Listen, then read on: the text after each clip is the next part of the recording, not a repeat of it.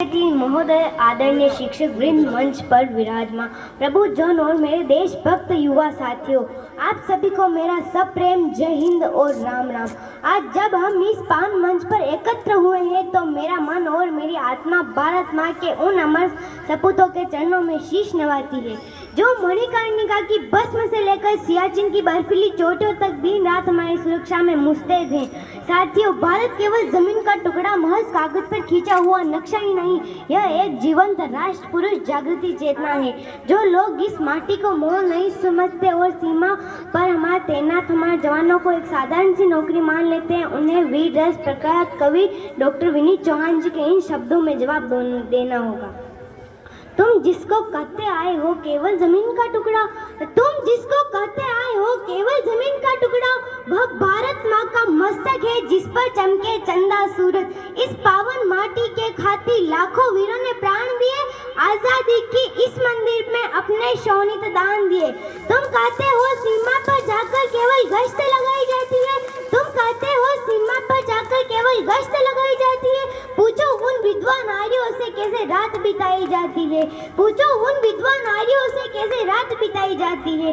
जब तिरंगे में लिपट कर कोई जाबाज घर आता है तब बूढ़े बाप का कंधा भी पर्वत जैसा बन जाता है। मेरे प्यारे देशवासियों, जब सीमा पर एक जवान अपने दुश्मन की छाती की गोली झेलता है तब हम अपने घरों में चैन की नींद सो पाते हैं। लेकिन अफसोस की बात यह है, कभी कभी राजनीति और सत्ता के गलियारों में उन वीरों की शहादत का मोल लगने लगता है।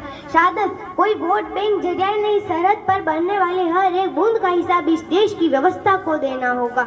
कवि की यही आक्रोश पंक्तियां इन पंक्तियों में हुकार बढ़ती है। यदि भारत के शीश कटे तो दिल्ली में भी आग लगे, यदि भारत के शीश कटे तो दिल्ली में भी आग लगे। अगर जवानों का खून बहे तो संसद को राम मचे। कुर्सी के भूखे नेताओं को अब यह पाठ बढ़ाना होगा, वीर शहीदों के लहू का सम्मान बढ़ाना होगा। अगर वीर की कुर्बानी को तुम यूं ही भूल जाओगे तो आगे कोई भी बेटा सर पर न जाएगा।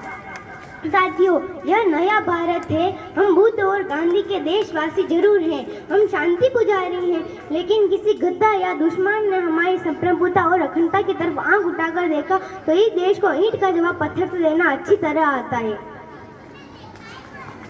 भारत के पर यह समझना कायर है, हम बुद्ध और गांधी के हैं पर रणचंडी के नायक। यदि छेड़ा हमको दुश्मन ने तो घर में घुसकर मारेंगे। इतिहास गवाही देता है हम हर बाजी को जीतेंगे।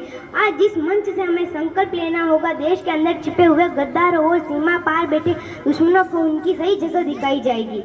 गद्दारों की इस धरती पर अब कोई जगह नहीं होगी, भारत माँ के स्वाभिमान में अब कोई ढील नहीं जाएगी। आइए हम सब मिलकर इस स्वर में अपने मातृभूमि की जय जयकार करते हैं। बोलिए भारत माता की वंदे वंदे, जय हिंद, जय भारत।